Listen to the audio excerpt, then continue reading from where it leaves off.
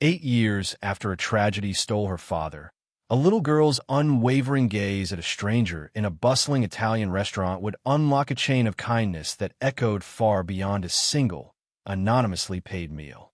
Little did anyone know that simple act would change their lives and a whole community forever. 8-year-old Mikaela, a wisp of a girl with eyes that held an ocean of quiet contemplation, sat opposite her mother, Sarah, at Villa Boraz. The warm, familiar scent of oregano and simmering tomato sauce usually brought comfort, but tonight, a subtle disquiet clung to the air. Her small hands fidgeted, and her dark eyes, though possessing a spark of hope, were shadowed by a persistent question: "Why don't I have a daddy?" Sarah, a woman forged by resilience, met Mikaela's gaze with a familiar ache in her heart. She was strong, determined, but the loss of her husband, Thomas, still cast a long shadow. She'd worked tirelessly to keep Thomas's memory alive for Mikaela, filling their small apartment with photos and stories.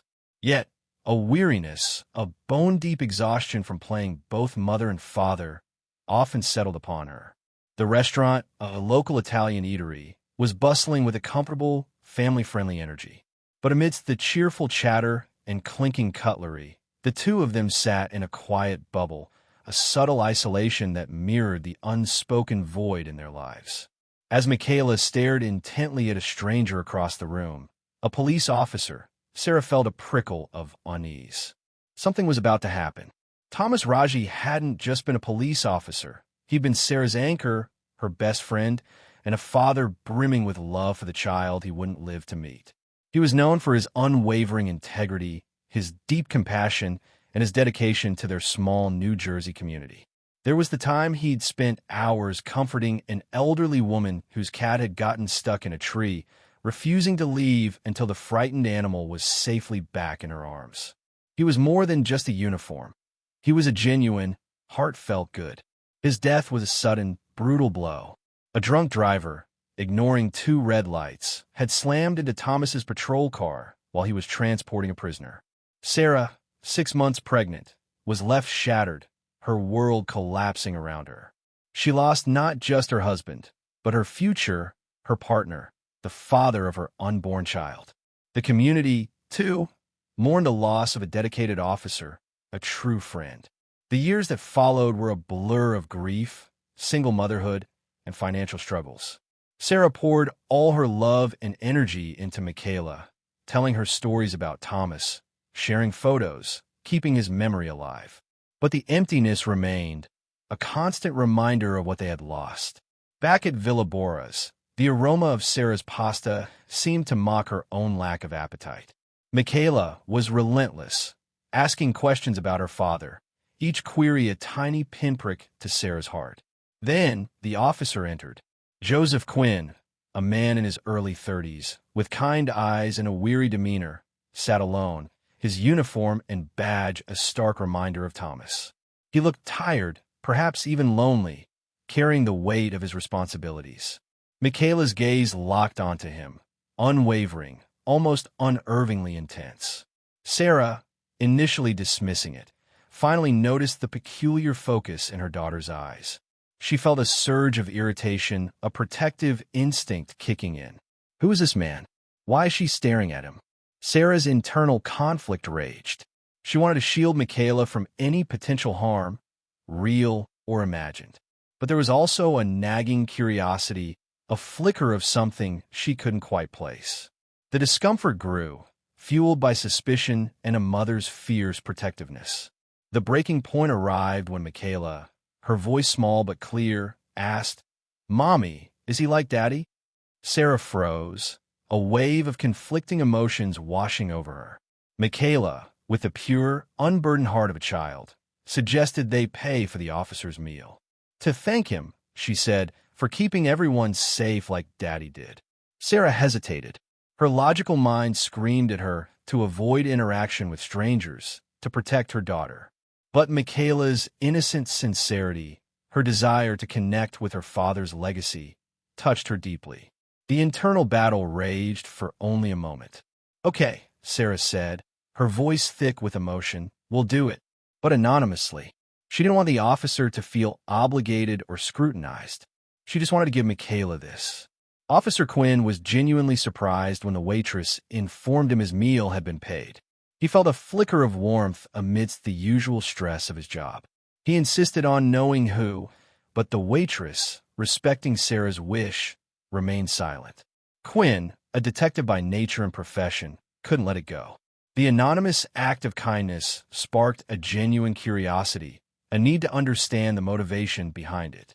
He subtly questioned the waitress, his eyes scanning the restaurant, piecing together clues like a seasoned investigator. Finally, his gaze landed on Sarah and Mikaela. He saw the quiet sadness in Sarah's eyes, the earnest curiosity in Mikaela's. He sensed a story, a connection he couldn't ignore. His training and his intuition told him to look deeper, perhaps searching some database of fallen officers. He quietly looked up local police records, obituaries, memorials. The name Thomas Raji surfaced. He read about the tragic accident, the pregnant widow, the community's grief. The pieces clicked into place. A wave of profound emotion washed over him. He understood. With gentle respect, Quinn approached Sarah and Mikaela. He expressed his gratitude, his voice sincere and heartfelt. A conversation, initially tentative, blossomed into a shared outpouring of emotion.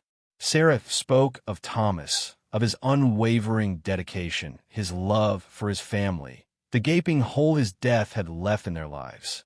She spoke of the difficulty raising a daughter to honor a father, a hero she would never meet. Tears streamed down her face, a release of years of pent-up grief and unspoken longing. Quinn, in turn, shared the challenges and burdens of his profession, the constant awareness of danger, the emotional toll it took. He spoke of loneliness, the weight of responsibility, the moments of doubt.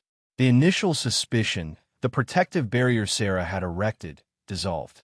She saw in Quinn a genuine kindness, a shared understanding that transcended words. The misunderstanding, the fear, melted away, replaced by a profound sense of connection. Quinn felt a deep need to reciprocate, to do something meaningful for Mikaela and Sarah. It wasn't just about returning the favor. It was about acknowledging their loss, honoring Thomas's memory, and offering a gesture of support. He decided to establish an education fund for Mikaela, a small way to contribute to her future. He started quietly, sharing the idea with a few colleagues, hoping to raise a modest amount. But the story spread.